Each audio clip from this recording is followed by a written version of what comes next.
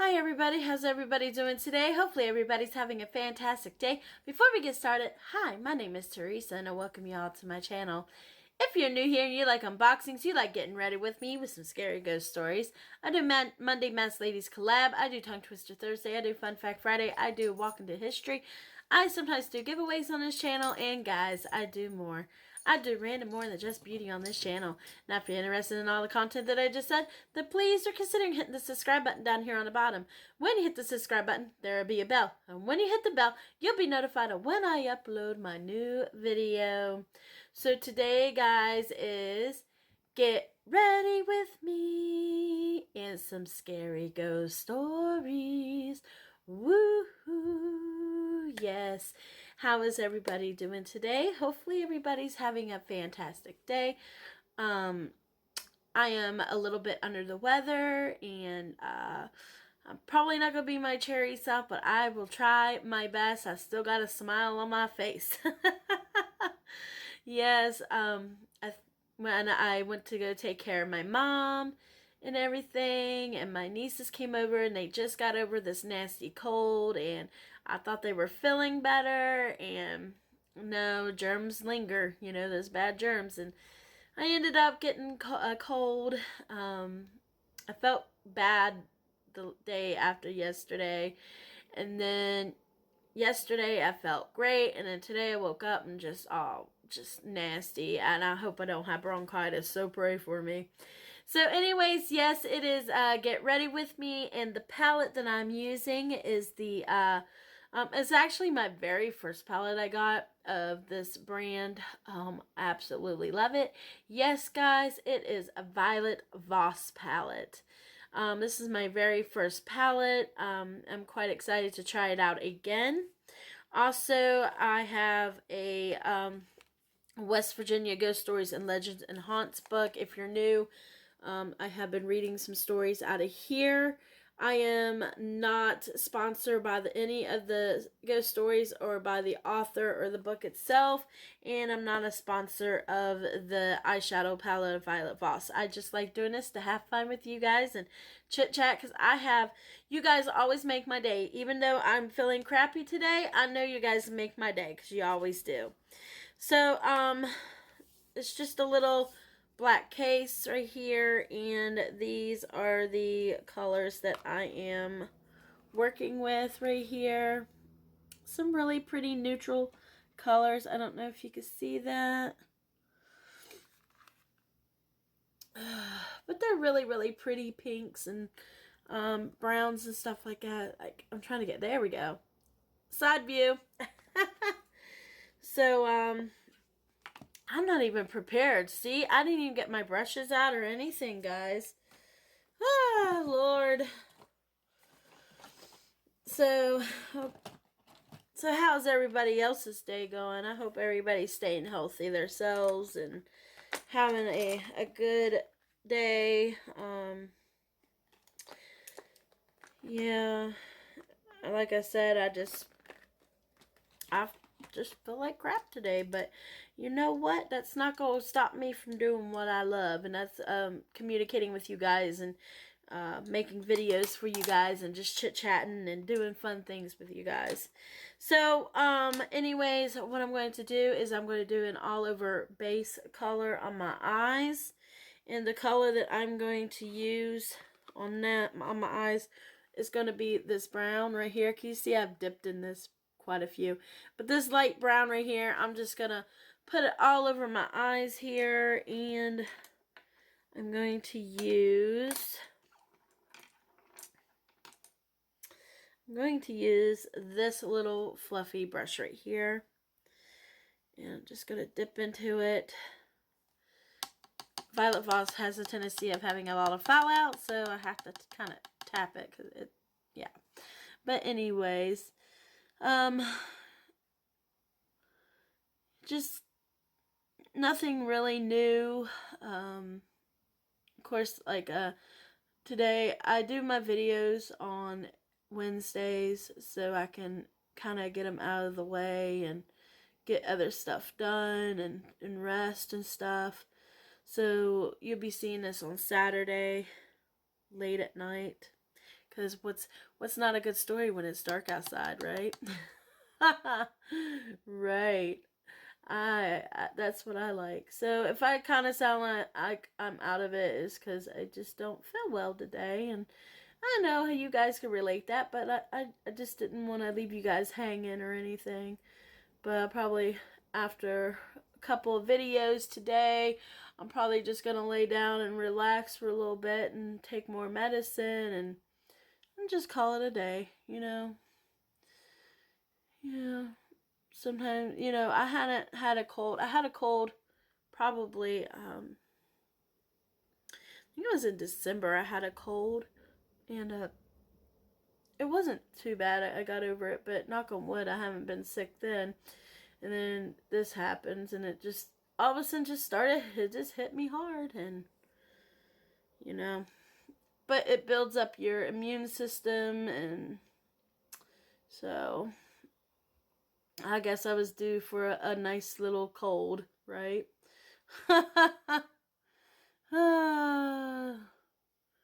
So I'm just putting that all over my lids here. I'm just a brown base. I always like to start out with a light color. Alright, so the next color I'm going to use this brush. It's like playing Jenga with my brushes, like trying to pick them up and they're flying everywhere. That is not the one I need, guys. I'm going to use this guy here. And what I'm going to do is I'm going to find a color and I'm going to put it right here in the crease of my eye. And then we're going to read the story. So, let's go ahead and put, it's called Pretty Peach right here. This color. I'm just going to put that in the crease of my eye here. So it's just going to be like a basic look today. Nothing fancy. I just have fun playing with all the makeup. I've used this palette so many times. I don't have any new palettes yet, but I should be getting some more in, which I'm quite excited to share those with you and do reviews. And you know what I forgot to do? I forgot to put my eye primer on. Oh well. Oh well. I'm not going anywhere. If it comes off, it comes off, right? So I'm just putting this in the crease of my eye here.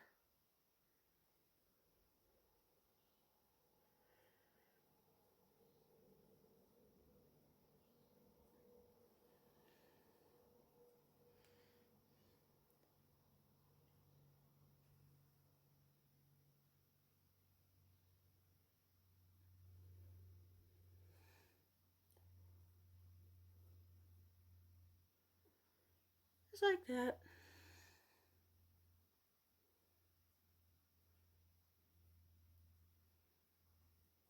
Just like that. Just a little peachy color. So, before we finish up the eyes, let's go ahead and read a story. I want to read a story.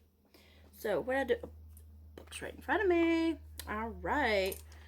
Alright, gonna put this down there. Alright, so what story did we leave off on?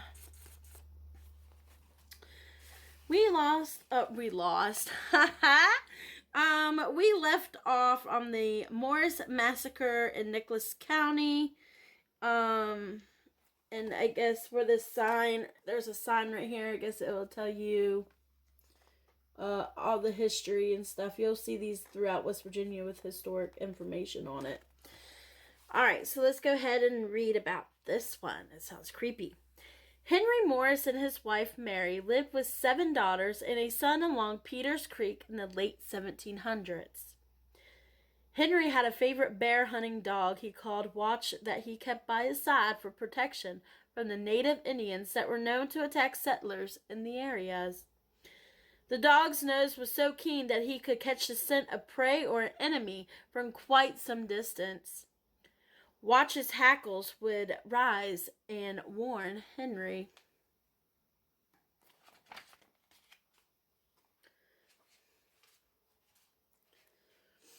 In the fall of 1791, a raggedy man in buckskins who called himself Mr. Allen asked to board at Henry's home for the winter. Henry befriended the man, even though Watch's hackles would rise whenever he was around the lodger. The two hunted together for the winter. The next spring, Henry headed to Fort Clenadon and mentioned that this Mr.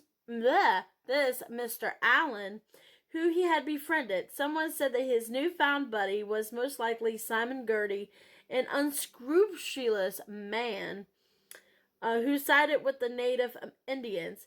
His reputation for torturing and killing settlers was well known.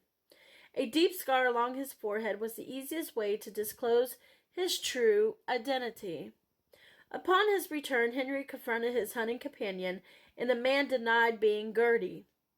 But Henry reached out and pushed back the hair, and sure enough, there was a deep scar across his forehead. It was none other than Simon Gertie. Henry told Gertie he had to leave, and when he did, Gertie called out to Henry's hunting dog and bade him follow him into the woods. Two of Henry's children, 14-year-old Betsy and 12-year-old Margaret Peggy, called the dog back.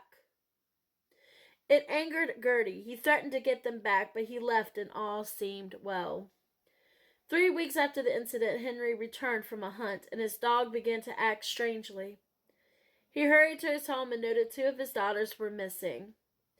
They had gone to the field to collect up the calves for the night. Fear seeped through Henry when he went out into the yard. He knew something was wrong even before he heard the horrible scream. He ran in the direction and came across his daughter Peggy. She had been tomahawked, scalped. Oh my gosh. And someone had broken her back. But she had almost managed to escape. She probably would have outrun her attackers and completely, if not for tripping over a grapevine. Betsy was scalped and stabbed 4 times with a butcher knife, so hard each thrust had gone entirely through her tiny body. Peggy would die before morning light, but not before she identified Simon Gertie, and said her final words, "Father, I am killed." Henry's winter hunter companion was the murderer. The two girls were buried side by side in a grave not far from the roadway. If you visit and stand by the highway, it is not difficult to imagine the sound of the girls' ghostly wails on the wind and the howls of Henry's dog. Watch baying in a warning to the man who would not heed the caution of his hackles, rising at the sight of old Simon Gertie. And here's the grave sites right here of the two little girls. That is a really, really sad story. And my side of the family, we may have, I know we have Scottish, but we also are American Indian. We have Cherokee and Blackfoot in us. And that's from my grandma's side of the family, and then we're Scottish on my other side of the family, and then my mom's side of the family were German. So I'm a Heinz 57. Anyways, under the picture it says the field where the girls were murdered and where the tiny cemetery is located, burial at Lockwood Fairview Baptist Church Cemetery. That is a really, really sad story. All right, so let's see. We're going to read this one next, but I'll probably read when I come back because it's a pretty long story. It's called the Ghost Dog of Laurel Creek in Nicholas County. So we'll go ahead and stop it there for right now so I can finish up my eyes and I don't keep you guys on here too long because that's what it seems like I've been doing. So, I'm going to use this flat brush right here and I'm just going to pat a color on there, which is going to be this beautiful peach right here. Really, really pretty. I'm just going to pat that on my eyes there.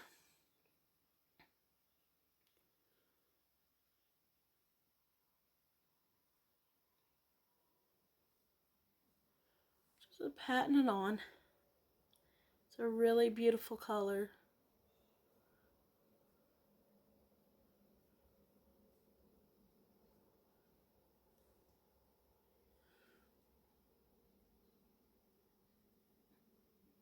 This is more like a fall color because, guys, I'm ready for Halloween. What about you guys? I'm ready for fall time. Halloween's one of my favorite holidays. And I'm not sure why. Maybe because it is in the fall time. But, just, I can't wait for fall. I'm all over this summer. And I was excited for summer to be here because it was cold. And now it's like, okay, I'm ready for you to be gone now. I'm ready for my fall time. Oh.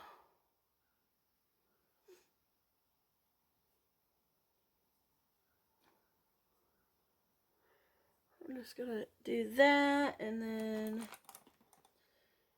let's see, get the same fluffy brush that I used, and I'm gonna put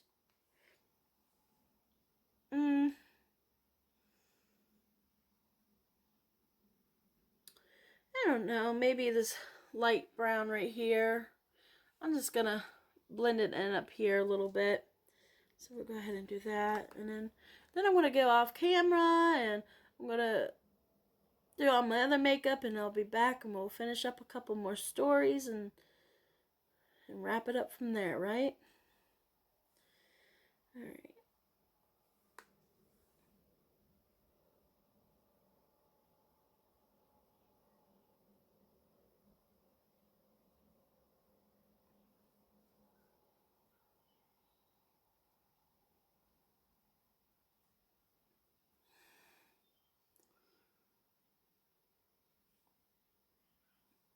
One side looks lighter than the other. It's probably uneven, but it'll look better when I get all my other makeup on and stuff. And then I'm just gonna blend it in a little bit with this guy. I'm just gonna blend it in, just so it doesn't look like a muddy mess there.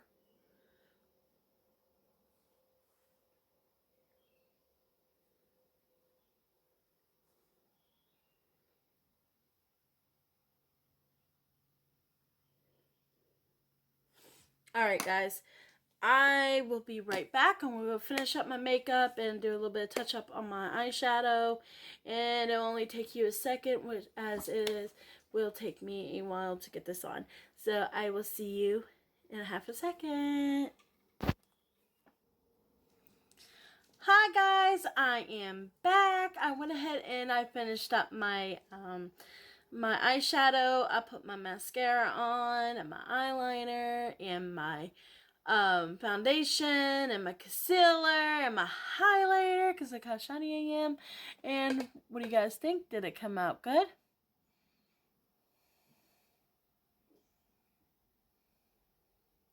Did I do good? I think it came out pretty good. I didn't put no red lipstick on today. I felt like a little light pinky lip gloss, and my hair, I just did this number thing, you know. I didn't really brush it. I mean, it's short and you could do it with your fingers. That didn't sound, oh my god. You could do your hair with your fingers. So hopefully I did good. Hope. I don't want to look like a mad woman on here. Ah, Lord. Okay, so let's go ahead and read another story. This one's going to be quite long, so I might only get to do two stories, so, because I don't want to keep you guys on here too long. Alright. So, we're reading about the ghost dog of Laurel Creek, and I guess this is what Laurel Creek looks like. It has another one of those historic signs on there. So let's go ahead and read about this one. And this looks like somebody's backyard. Might be where the dog is buried or something. There. In the shadows of Panther Mountain, Laurel Creek makes a lazy meander beneath a tunnel of thick trees and a cozy little glen that parallels the road of West Virginia I-29. Or 129. Near the location, the pretty popular-sided Bethel United Methodist Church has been standing since 1868. Once there was a ford over Laurel Creek in the roadway for carriages, and close by a handrail and bridge for pedestrian and traffic. Around 1873, an old Syrian pushcart peddler selling notions and goods and his beloved blood-red collie were murdered along this little creek and by the ford. Aww. A thief had robbed the poor man of his wares and his money. Both the dog's throat and the peddler's throat were slit from ear to ear. It was not long before folks who traveled along the creek and roadway began to see. I'm having trouble understanding right now. Please try a little later. Do apologize about that. It was not long before folks who traveled along the creek and roadway began to see the most horrifying sight, that of a glowing red dog that walked 3 feet above the ground. It was not so bad that the dog would show up in its airy glow, but it would follow travelers along the creek until it stopped just short of the ford and disappear. In the Sunday Charleston Gazette, March 29, 1953, article called Ghost at the Ford, Lonnie Legg related a story passed down to him by his father of a group of teens from Tipton who had attended a social church function at the Old Bethel Church about a mile and a half away. Lonnie Legg's father began the story by saying this. There was a protracted meeting going on at Bethel Church, and a bunch of us boys and girls from Tipton, 3 miles below the church, and decided to attend. Going meant a walk of about 6 miles, but boys and girls didn't regard a little hike like that as anything of hindrance to courtship. It is a long story. However, on the particular night when the boys and girls walked home after attending the church, they teased each other about wanting to see the ghost of the peddler across the creek. Of course, the boys wanted to show their bravery to the girls, of course, but they soon found out that perhaps too much challenging and talk might sabotage future night wooing possibilities. Such the boys spent much time afterward relenting. They had talked up the ghost before because the girls refused to go past that dark spot over the ford again. However, you may someday pass along the little Laurel Creek tucked into the hollow of Panther Mountain. When you do, keep your eyes on the road, as not to catch the attention of the ghostly apparition of a blood-red dog at the place of the old ford, because others have. And certainly do not challenge him, or you just might get the surprise of your life, just like those young folks did walking home from church. Ooh. And these are some old pictures here. And some more old pictures of this place. Sorry, my lighting is crappy today. I'm going to read this paragraph here, and then we'll see how long the next story is, and maybe I can get 3 in. Probably not, but we'll see. It says, after meeting the crowd left the church on the return trip in high spirits. One young fellow, Charlie, I think his name was particularly brave. If that infernal dog tries to follow me, I'm going to tie a knot in his tail. The storm that had threatened earlier was approaching fast, with flash after flash of lightning and crashing thunder that made the hills themselves shudder. In the dim tunnel at the ford, the lightning flashes gave everything an airy, unreal appearance. The person walking beside you looked like a walking corpse. Close to the creek, everyone in the crowd heard an exclamation from Charlie, who was walking in the rear with his girl. Looking back, they all saw a large red dog trotting. Sorry, I thought I had a fly on me. They all saw a large red dog trotting along in the air beside him. Charlie must have had plenty of nerve, because even as they looked, he reached out with both hands to grab it. But he said afterwards, never even touched it. Just then hell itself seemed to break loose. The apparition whirled over on its back with fire and smoke flying out of its nose and mouth in twin streams, and the smell of the air was like being close to where lightning had struck. No one took time to use the footlog across the ford. Girls and boys alike splashed through the waters and didn't slow down until they were out of breath and about a quarter mile downstream. After counting noses, they discovered everyone was present except Charlie. Poor old Charlie, either the ghost had gotten him or the headlong rush. He had fallen and broken his neck. Just then, someone called from up ahead. It was Charlie. "Come on, I'm still out in front." When the rest of the crowd caught up with him, the smell of lightning still was strong about him. That's creepy.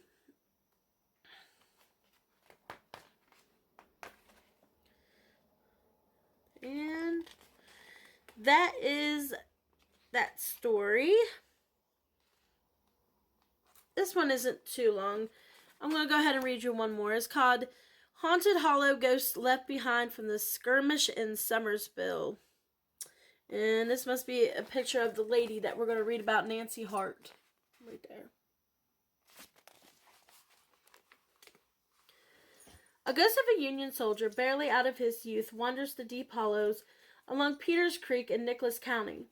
The soldier's pain moaning along with his loyal dogs and whine echoes with the wind flowing in the deep hollow between the roadway and the water's edge. This ghost can blame his demise on a certain rebel spy who also drifted through the area. Her name was Nancy Hart. Although his death was not physically caused by her hands, it was an adverse result of Nancy's actions. Nancy had grown up on a family farm in West Virginia and learned at a young age how to shoot guns, pistols, and handle a horse. She lived there until the Civil War broke out. Then, having great compassion for the Southern cause, moved in with her sister's family, Mary and William Price. At the time, she was around 15 years old. William Price was also a Southern sympathizer and worked for the Confederate Army on October 16, 1861. Union soldiers knocked on the Price's front door and led him out of their house down the road and questioned the man. He never returned. They shot and killed him. The incident fueled Nancy's desire to find ways to help in the war effort, but she was not going to be seen sitting around sewing clothing for the soldiers or twisting her hands at the window waiting to hear the outcome of every battle. Not long after the war began, she began a scout and spy for the Confederate Moccasin Ranger, a pro-Confederate guerrilla group led by a man named Perry Conley. In 1861, Union troops captured her, and she was able to convince them she was innocent, and she was released. In July of 1862, she was arrested again in Summersville and deceived a soldier into letting her see his gun, which she used to murder him and escape. Nancy returned with 200 Confederate troops, leading them to the place where the skirmish to capture Summersville played out. A reporter with the Richmond Examiner described the battle of the followings. The gallant Maj Bailey, commanding for our companies of cavalry, and all about 150 men sent to the rear of the enemy by Colonel McCausland, stormed Summersville, the county seat of Nicholas, Friday morning at daylight, and killed and captured the entire garrison, including the lieutenant colonel commanding named Starr, 3 other commissioned officers, and 62 non-commissioned and privates, killing a large number. A few prisoners were paroled. Not being able to bring away the large quantities of commissary, quartermaster, and ordnance stores found at the place, Major Bailey committed them to the flames. Major B brought to this place a large number of Enfield rifles and mules. The prisoners arrived this morning at the Salt Sulphur Springs, Lynchburg, Wednesday, July 30th, 1862. Correspondence of the Richmond Examiner. And here's another creepy looking picture here. Just some kind of road. Nancy Hart would live to marry Joshua Douglas, a Moccasin Ranger. She also survived for 60 years. One of the Yankee boys who battled against the soldiers she followed to Summersville was not so lucky. A young Union soldier whose dog always remained by his side was mortally wounded. Why's it gotta be the dogs? As he and a band of other soldiers retreated into the dusky edges of the evening, he began to grow too weak. The other men had no choice but to abandon him. The dog, however, would not leave his side. They both died there in the very spot the soldiers left them along Peters Creek.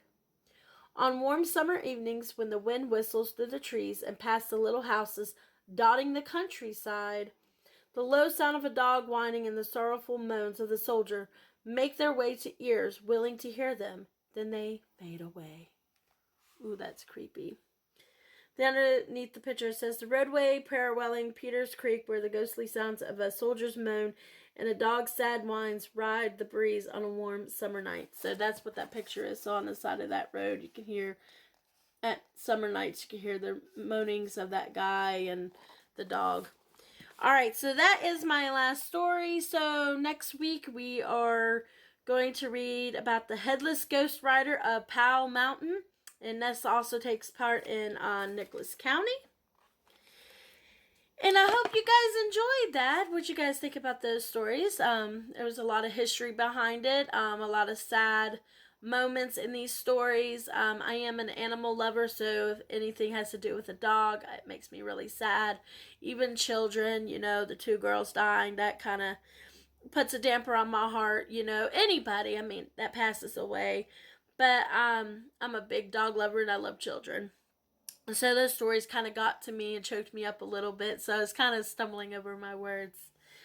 All right, guys. I hope you all had fun. I hope you got a little scared and enjoyed the little stories and everything and learned something new about West Virginia.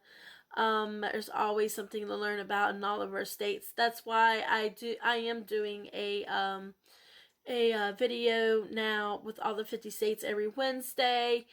Is called Take a Walk into History, where I take a state and we go over the bio of, like, they have their animals, state amphibian, state flower, state tree, and all those good things. And I do a little bit of history. I write some history down, and then the birthday and when they're like the 49th state that ended up coming to America. And then, of course, guys, you don't want to miss out, because at the end of this, the bio or the history, I'm putting 3 ghost stories in with the states, because what's not a good ghost story? When it is all about history. These people that have passed away a long time ago still roam this world, and their spirit still lives on, and they have stories to tell us if only we could listen, just like older walls. All right, I'm going to go ahead and I'm going to stop rambling on right now. I hope you guys all enjoyed the night with me. I enjoy seeing you all. I love each and every one of you. And I can't wait to do this again next Saturday with you guys. And yeah, I just have a lot of fun doing this, and hopefully next time I feel a little bit better and don't sound like I'm a little out of it. And of course this video is longer than what I expected, because I was like, oh, I don't want to make a long video, but I guess I did. Alright, guys, I'm going to go ahead and end it here. I hope everybody stays blessed, and I hope everybody stays safe. No matter where you are, no matter where you're at, please stay safe. And I'll be seeing you all in my next video. Thank you for stopping by, and you have a great day. Thank you. Bye. Love you all.